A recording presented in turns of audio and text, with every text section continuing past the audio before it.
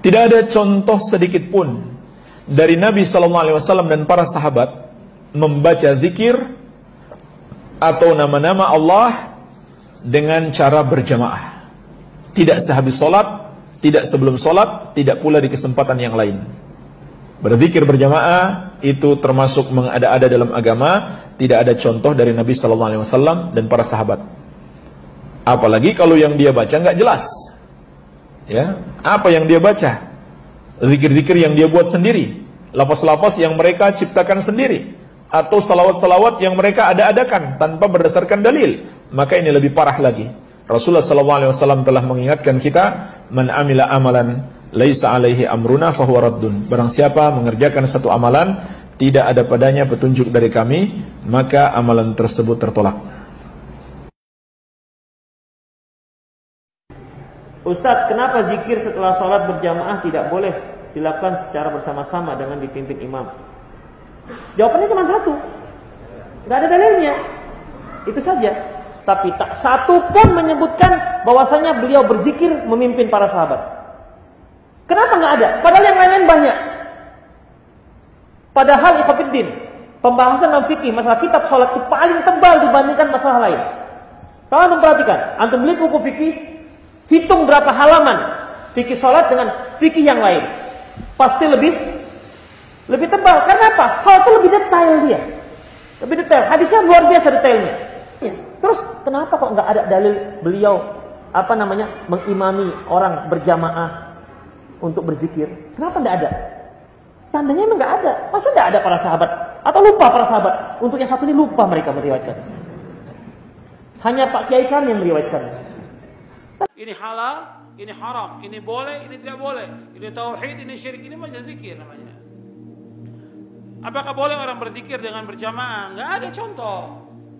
Zikir yang berjamaah bersama-sama nggak ada contoh dari Nabi. Nabi nggak pernah melakukan seumur hidupnya.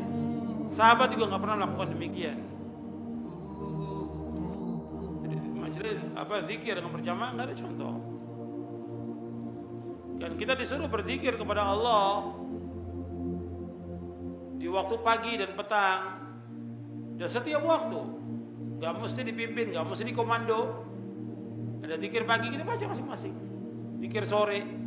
Ada zikir kita keluar, kita masuk masjid, ada zikir masuk masjid, keluar masjid, ada zikir masuk masjid, masuk WC ada zikirnya, keluar juga ada zikirnya. Kita sambil bawa mobil, bawa motor sambil berzikir bisa. Nggak mesti berjamaah, karena nggak ada contoh dari Rasulullah Sallallahu Alaihi Wasallam.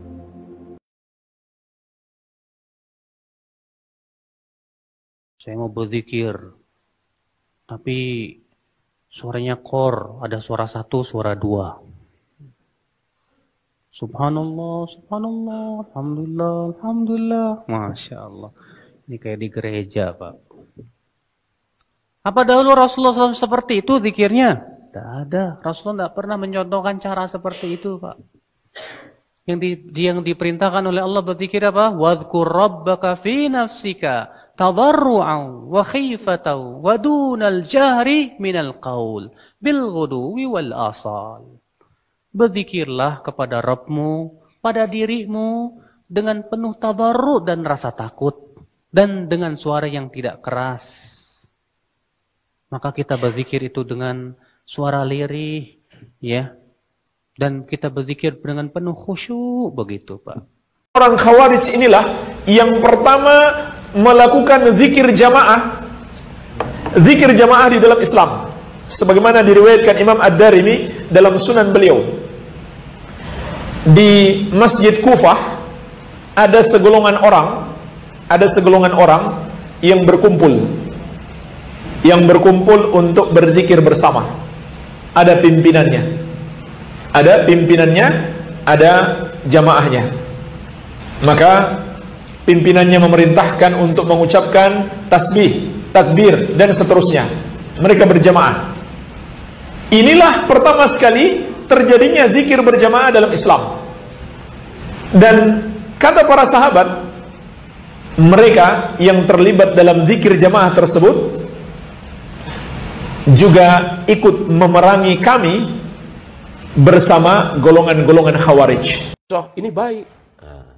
Kan zikir, tasbih, tahmid, tahlil, Nggak ada yang buruk kan? Di masjid lagi. Nunggu salat subuh lagi. Berarti kebaikan di atas kebaikan. Kalau baik, kenapa para sahabat tidak ada yang pernah melakukannya? Nah, lihat. Berarti Abu Musa al-Asy'ari punya benteng yang kokoh bahwa kebaikan dalam Islam ini tidak ada yang belum pernah dilakukan oleh para sahabat. Mana ada? Sholat apa yang belum pernah dilakukan oleh para sahabat? Nggak ada. Seluruh kebaikan dalam Islam ini pasti sudah dilakukan oleh para sahabat. Jika belum pernah dilakukan oleh para sahabat, maka itu buruk. Maka itu tidak baik. Walaupun berupa sholat, walaupun wujudnya puasa, walaupun tawaf, walaupun sa'i, walaupun azan. Ya. Maka muncul kaidah apa? Lau kana khairan lasabakuna ilaihi.